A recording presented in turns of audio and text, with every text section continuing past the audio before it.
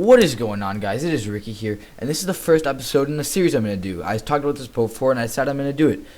So this episode, this is where I pack punch all of the submachine guns. So we start things off with the MP5K, which when you pack punch, it becomes the MP115 collider, which or MP115 you're going to see becomes a lot of the guns have 115 in them.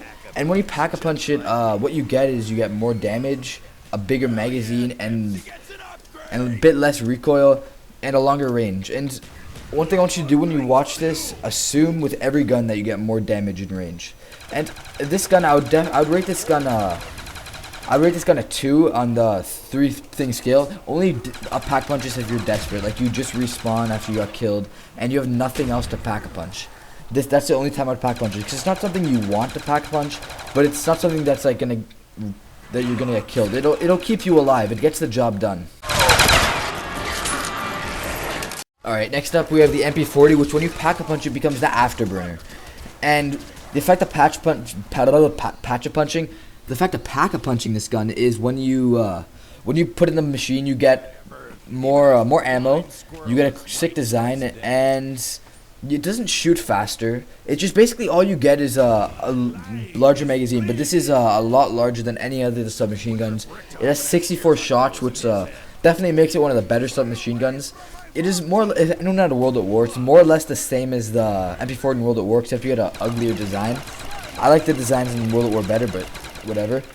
This, out of all the submachine guns, I definitely say that this is by far the best. You get a lot of headshots with this. I've noticed that you get a lot of headshots with this, and if you have to pack a punch of any submachine gun, I definitely say do this one, but it's still a 2 because it's a submachine gun. Now next up we have the PM63, which when you pack a punch it becomes a Tokyo and Rose, and when you pack a punch it you get a slight upgrade for what do you call it? You get a slightly larger magazine, only by 5 shots, and you get 2. Hence why you have 2 gun names.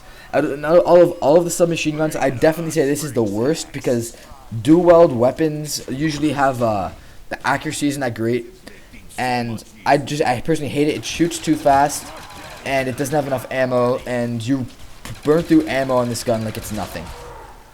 So I would never, this is the only submachine gun that classifies never, because it's just useless. It'll always get you killed, and you run it. It's just a waste of $5,000, you know.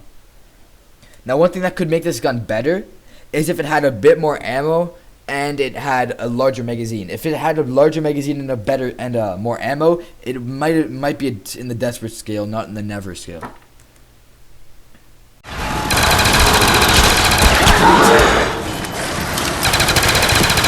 Alright, now next up we have the MPL, which when you pack a punch becomes the MPLLF. And when you pack a punch it, what it gives you is more ammo, a larger magazine, the typical increased damage and range, and you get a red dot sight with a custom reticle. It's like a kind of a circle thing, and it changes color every time you pack a punch it.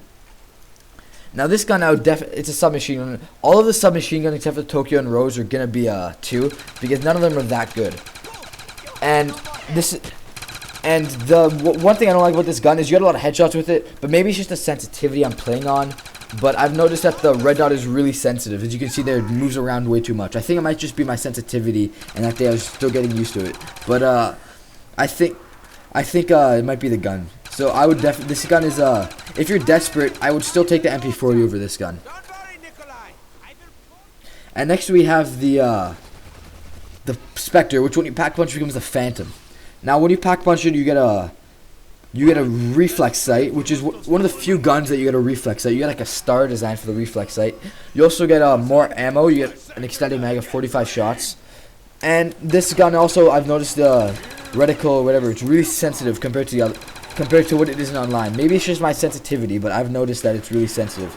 And one of the things I don't like about this gun is it burns through ammo like the PM63, like it's nothing. Like, you will run out of ammo way too fast. You'll run out of ammo faster than before you can get another max ammo.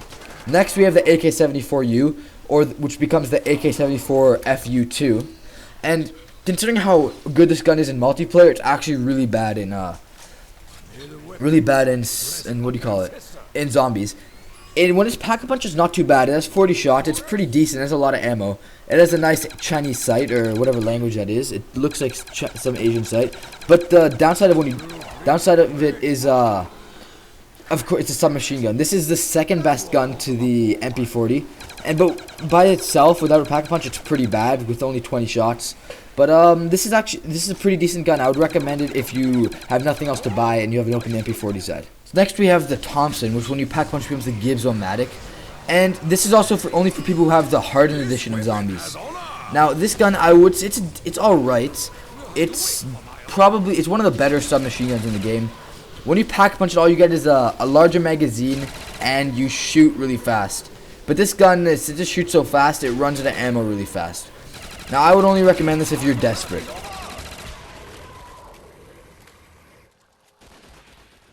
Next we have the Type 100, which when you pack a punch becomes 1001 Samurais. And kind of because it's a Japanese weapon. And this is also for only people that hardened. And this gun, when you pack a punch, you get quite a large magazine. Quite a large magazine indeed, my friend. And it runs through ammo really fast, which is why it had rated a 2. But it's decent if you're desperate, but I'd still take the MP40 over it. So guys, I thank you for watching. And I'll have next week, I'll have all the assault rifles.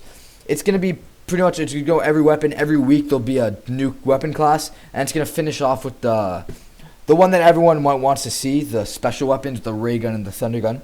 So guys, if you like the series so far, I'd appreciate it if you could subscribe.